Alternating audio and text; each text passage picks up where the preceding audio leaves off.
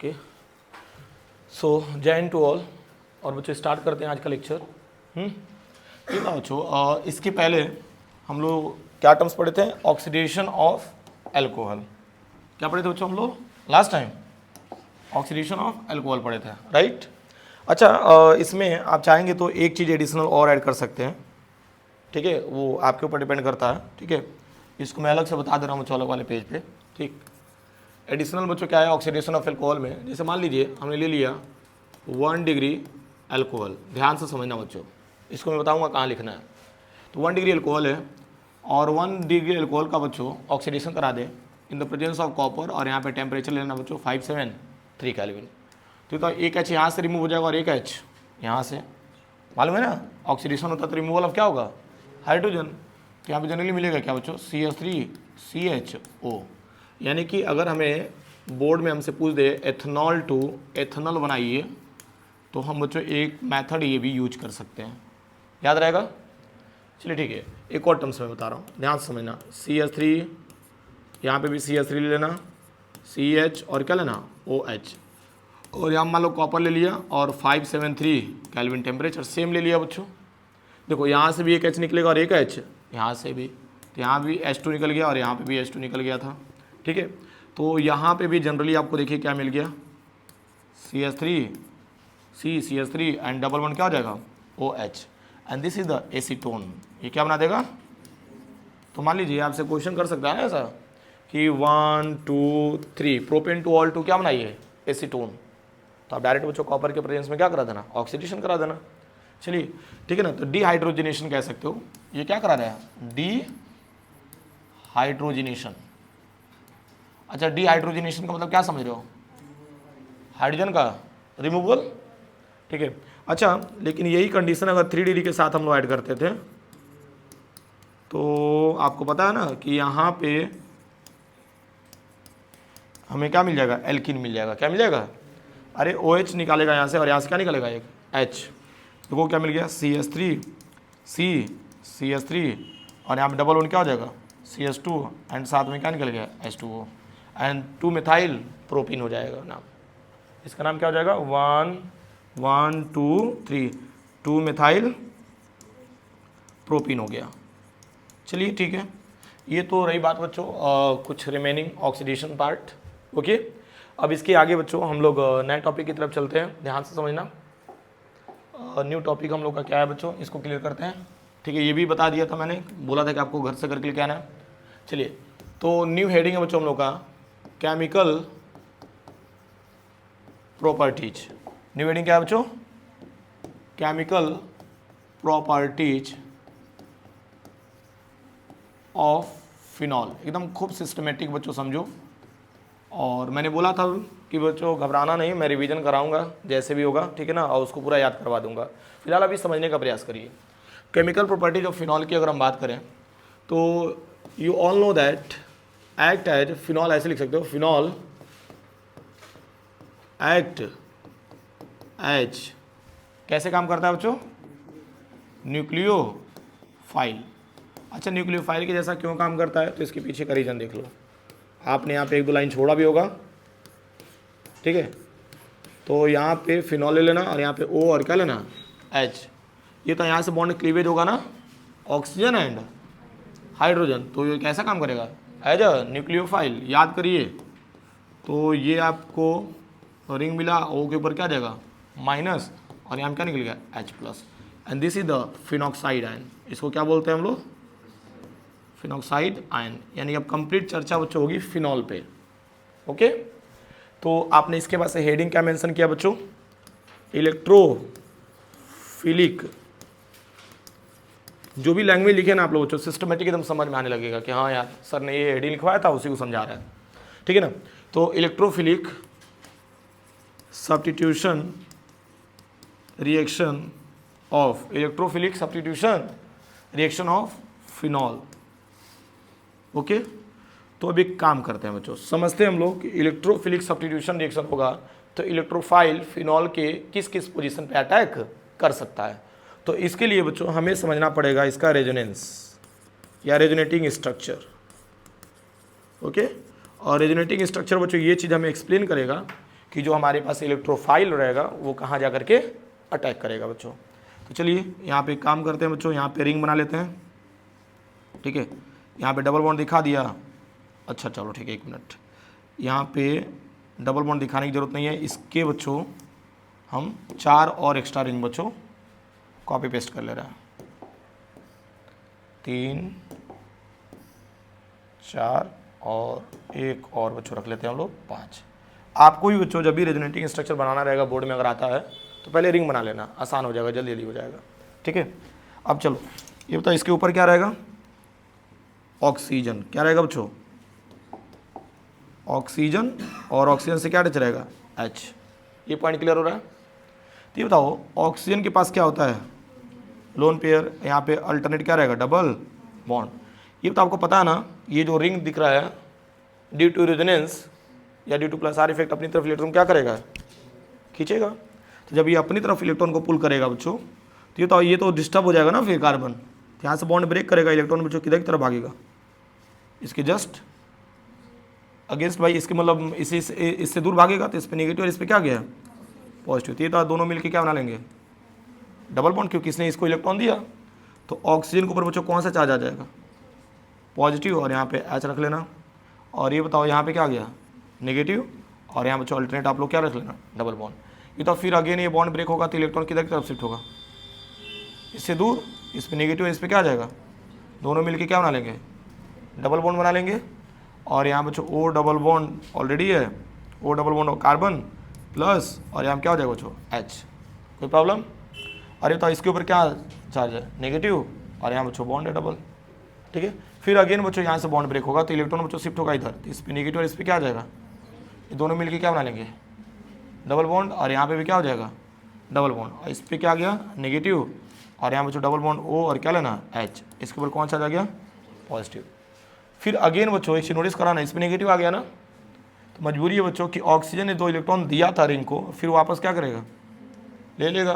तो जब ये लेगा तो इसके ऊपर कौन सा आ गया, यहाँ पे क्या आ जाएगा पॉजिटिव, और ये भाई इसको क्या कर देगा बैलेंस। तो दोनों मिलके क्या बना लेंगे, यहाँ पे बॉन्ड, यहाँ पे भी क्या हो जाएगा डबल बॉन्ड, यहाँ पे भी डबल बॉन्ड। और ये बताओ बच्चों यहाँ पे क्या हो जाएगा, सॉरी यहाँ पे क्या हो जाएगा O, और O के पास बच्चों जो लोन पे इलेक्ट्रॉन था H वापस आ जाएगा, और यहाँ पे क्या हो गया H। यहाँ तक पॉइंट क्लियर हो रहा है बच्चों, क्या हुआ। एक चीज नोटिस करना बच्चों, इनिशियल कंडीशन में आ गया कि नहीं, लेकिन एक बच्चों कंडीशन है कि देखो ना फर्स्ट एंड सेकंड कार्बन में बच्चों कोई चेंज हो रहा है यार। फर्स्ट एंड सेकंड का जो डबल बॉन्ड है बच्चों देखो ना, सेकंड किस पे आ गया, थर्ड पे आ गया। नोटिस कर लीजिए आप लोग क्या हुआ, दिख रहा है कि नहीं कुछ। यानी देखो बता रहे हैं इस स्ट्रक्चर से बच्चों एक तो आइडिया लगा, हमें ध्यान से समझना, ठीक है। आइडिया क्या लगा ये देख लो, मान लो हमारे पास यहाँ पे रिंग है, तो रिंग में बच्चों इलेक्ट्रॉन्स क्या हो रहे हैं बच्चों, चारों तरफ मूव कर रहा है, ओके। यहाँ तक समझ आ रहा है, इलेक्ट्रॉन्स देखो ना चारों तरफ घूम रहा है भाई, डबल बॉन्ड ऐसे करके क्या हो रहा है बच्चों, घूम रहा है। और यहाँ पे ऑक्सीजन है, ऑक्सीजन के साथ क्या अटैच है, हाइड्रोजन। ये तो ऑक्सीजन के ऊपर बच्चों कौन सा चार्ज है, पार्शियली पॉजिटिव। और इन दोनों के बीच में बच्चों रेजोनेंस से पता चला कि क्या है, पार्शियल डबल बॉन्ड, यानी 1.5 बॉन्ड ऑर्डर, ठीक है, यानी 1.5 है। चलिए ये तो इसके ऊपर क्या रहा है, पार्शियल नेगेटिव, इस पर क्या रहा है, partial positive, partial negative, partial positive, partial negative. यहाँ तक पॉइंट क्लियर हो रहा है कि नहीं। एक चीज नोटिस करो यहाँ पे कि अगर इलेक्ट्रोफाइल आएगा, ध्यान देना, मान लो हमारे पास यहाँ पे इलेक्ट्रोफाइल है, इलेक्ट्रोफाइल का मतलब क्या होता है, जिसके ऊपर पॉजिटिव चार्ज हो, तो कहाँ कहाँ पे अटैक कर सकता है बच्चों,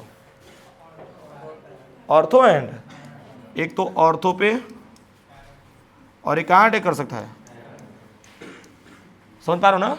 तो दिस इज द, यहाँ पे लिख सकते हो, this is the ortho and para directing group. यानी ये बच्चों कहाँ कहाँ अटैक कर सकता है, ऑर्थो एंड पैरा पे। जो हमने 5-6 लाइन बच्चों स्किप करवाया था या छुड़वाया था, तो उसमें यही बनाना है आपको। क्या तो पॉइंट क्लियर हो गया, कोई दिक्कत। चलिए अगर यहाँ तक समझ में आ गया बच्चों तो आगे बढ़ते हैं हम लोग, ध्यान देना। इसके आगे बच्चों आपने नेक्स्ट हेडिंग लिखा था हेलोजिनेशन। क्या मेंशन किया था बच्चों आपने, तो हेलोजिनेशन में आपने सुंदर सा हेडिंग बच्चों पहला आपने मेंशन किया था ब्रोमिनेशन। क्या लिखा था बच्चों आपने, ब्रोमिनेशन मतलब इसमें हो जाएगा Br2। ओके, खूब ध्यान से बच्चों बातों को समझो। तो Br2 अगर कराते हैं बच्चों ब्रोमिनेशन, तो हमने इसको दो पार्ट्स में लेकर के किया था बच्चों। तो ए पार्ट्स में समझो, तो मान लो अगर हमने बेंजीन लिया, ओके, और बेंजीन के ऊपर बच्चों हमने अटैच कर दिया क्या, OH, तो ये कहलाएगा हमारा फिनॉल। ओके, अब इसका बच्चों Br2 से रिएक्शन करा दीजिए, और ये इंपॉर्टेंट टर्म्स है बच्चों, यहाँ पे लेस पोलर सॉल्वेंट लेते हैं, less polar solvent, less polar solvent यानी कि CH2 या क्या ले लो CHCl3, ये नहीं लिया था बच्चों। और यहाँ पे हल्का सा हीट ले लेना, टेम्परेचर भी लेते हैं हम लोग, ठीक है, या हटा दो, डेल्टा दिखाने की जरूरत नहीं है, ठीक है। अभी बताओ ये ब्रोमीन है ना, तो एक ट्रिक मैं बता रहा हूँ, Br partial positive and Br partial, इन दोनों में जो कौन आपका इलेक्ट्रोफाइल होगा, कौन न्यूक्लियोफाइल होगा, Br प्लस। तो एक आपका ऑर्थो पे अटैच होगा और एक कहाँ अटैच होगा, पैरा पे अटैच होगा, है कि नहीं। तो थोड़ा सा बच्चों हम टेक्नोलॉजी का यूज कर ले रहे हैं, ठीक है, 1 2, ठीक है। चलिए, ये तो यहाँ पे प्लस लगा लिया हमने। एक ब्रोमीन बच्चों कहाँ अटैच हो जाएगा, ऑर्थो पे, और एक कहाँ अटैच हो जाएगा, तो यहाँ पे हो जाएगा बच्चों ortho bromo phenol, ortho bromo phenol नहीं हो जाएगा, एंड एक क्या हो जाएगा बच्चों, पैरा ब्रोमो फिनॉल। बच्चों एकदम बारीकी से चल रहा है, एकदम सिस्टमेटिक। ओके, और इन दोनों में से बच्चों ज़्यादा स्टेबल कौन होगा, पैरा वाला होगा, क्योंकि सिमेट्रिकल है, ठीक है। चलिए, अगर ये वाला पॉइंट क्लियर हो गया बच्चों, तो फिर बी वाला भी पार्ट देख लेते हैं हम लोग। आप लोग इसी के लिए बच्चों 3 या 4 लाइन छोड़े होंगे। ओके, चलिए बी पार्ट में देख लेते हैं हम लोग।